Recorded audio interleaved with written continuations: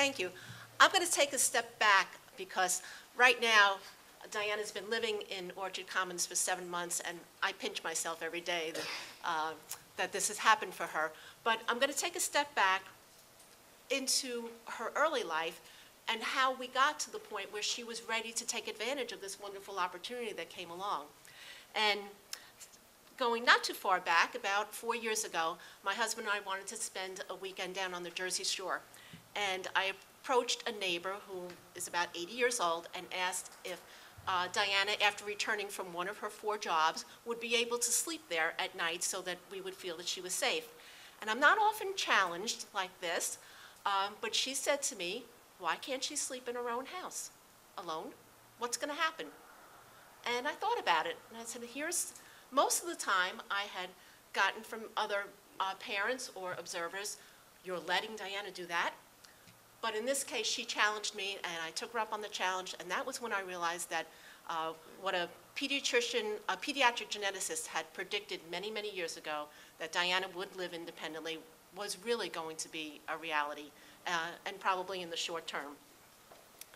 I worked as a parent advocate for SPAN, the Statewide Parent Advocacy Network, for 10 years, and it was there that I learned so much from the other, at that point, women who were working at SPAN, who are all wonderful advocates for their children. And there I learned how to express Diana's needs, our needs, in an assertive but not an aggressive manner.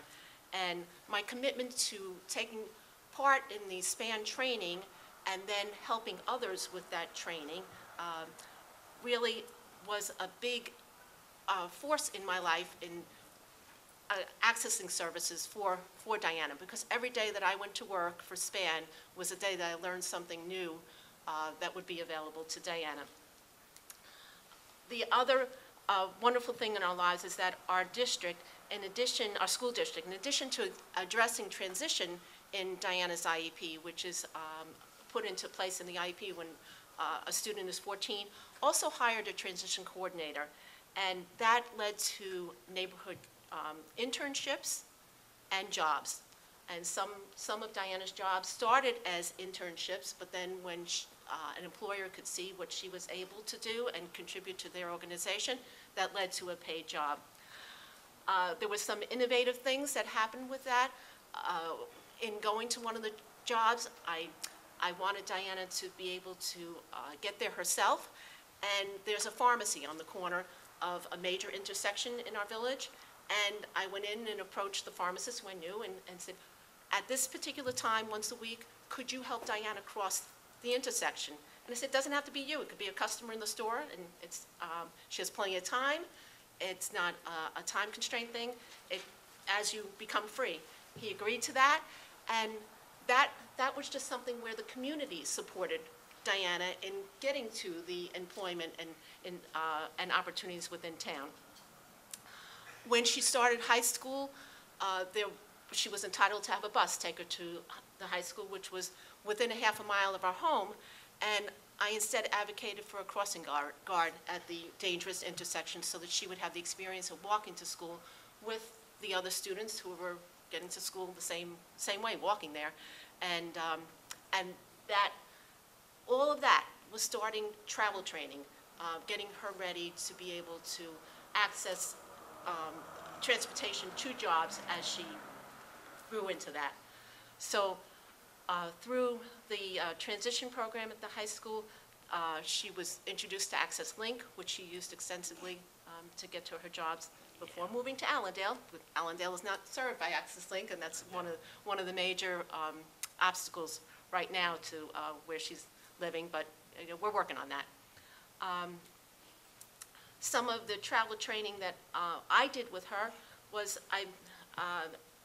when she was going to a job and maybe it was after school hours and there was not the travel training support available from the high school or the school she attended after high school, I gave her a family radio, and she got on the bus and I was in the car right behind her, and we were communicating on the family radio. So maybe the first trip I was on the bus with her, the second trip was communicating with her with family radio. The third trip I was just behind the bus, And the fourth trip, she didn't know I was there, but I watched from a side street as the bus let her off at the bus stop and then blocked the traffic so she could cross the street. So she had already established a relationship with the driver and knew, and he went that extra mile and got recognized for it. So that as a parent, it was always important to recognize the people in the community, in the town, in their jobs that were going that extra mile to help her out to achieve independence. We didn't wait necessarily for the community to come to Diana. Very often, we went out and engaged the community. Diana volunteers, well, when she was living with us at home, volunteered at her church and won a leadership award for doing so. She participated in the Village's Access for All Committee and gave a testimonial at the Access for All weekend, where she described the things that she did and the successes that she's had. She's taken advantage of taking Excel classes at the library, cooking classes at the supermarkets. She's volunteered at a children's cooking class in town, and in high school participated in the ZECA program. In the high school, Diana was not only included in classes, but she also was included in the activities after class. And that was so important because the people that she interacted with in school are now the employers 10 years later that she's now approaching for a job or for community services. Our focus has always been, since she was little, what happens when my husband and I can't. And I've had to step back and say, not that I don't want to do something, but I won't do that for her because at that time, it's a better choice for Diana's independence. So it's also created now a better relationship with Diana's siblings because they see that she's independent and that she's not as dependent on my husband and I. And we just want them to view Diana as maybe a responsibility after we're gone, but certainly not a burden. And of course, with the availability of Allendale Orchard Commons, it's just been a wonderful, wonderful experience. Diana has achieved heights that I never thought were possible. She's become a problem solver. She's very often now reporting to me on how the process she went about to solve a problem rather than coming to me with the problem and saying, what should I do? I was very proud a week and a half ago when she hosted Mother's Day at her apartment. And I mean, we helped, we catered, but but my dad, brother, and sister. My mom had no idea, so I was surprised her. Especially my Grammy, who loves my apartment very much. The beauty of the apartment, my mother as a senior citizen would love to live there. They're just beautiful, beautiful apartments and a wonderful sense of community. There's 12 residents that live there, and I'll let Diana take it from there to describe a little bit of her living situation and the supports that she has. Well, before I mention about my apartment, the day that I moved in actually, it was actually the same day that my sister got her master's in France. Yes, October 1st. Yes. Right now I live in a garden apartment with other women and also other guys too, but separately. It's a group of 6 apartments. My rent is based on my own salary from my 4 jobs. My support comes from private pay for a few hours per week and also through Medicaid. I have a home health aide. Each of the 12 residents has custom designed support to meet his or her needs. I recently reduced my Medicaid hours as I've learned a lot in 7 months. My home is not a group home. It's a group of homes.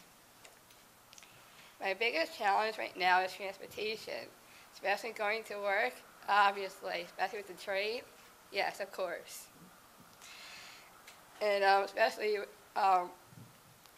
sometimes it's hard to get into the cabinets, and I'm mostly asking for help. But ever since my birthday / housewarming party, I actually got a stool. So now that's my biggest thing. But the experience for living in my apartment, which is independence, freedom, I don't have to rely on my parents, of course. I get out of their hair, finally.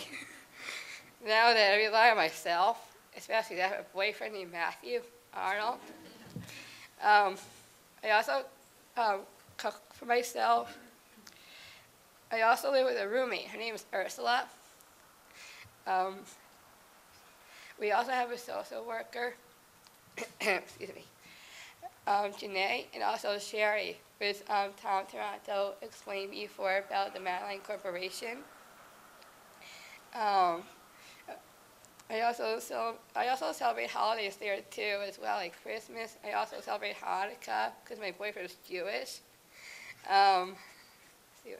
And that I'm living close with him and also with other residents, because we're all a community. So,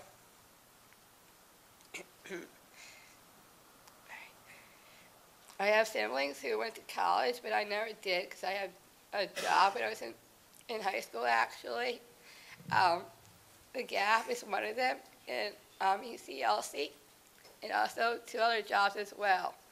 And because of that, I didn't go, but Orchard Commons is a dream come true.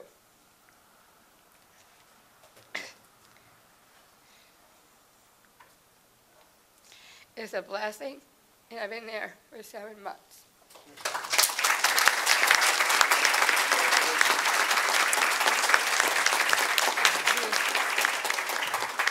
But the lessons that I have learned is that I'm able to take the train from station to station. Actually, one time I went to a holiday party in Hawthorne, I've been asked, and both my boyfriend and I took the train together. And I can't really explain about my child training, my transition program in high school, because my mom explained that. I also have social gatherings, like I have girls' nights in the apartment, which is really nice. So thank you.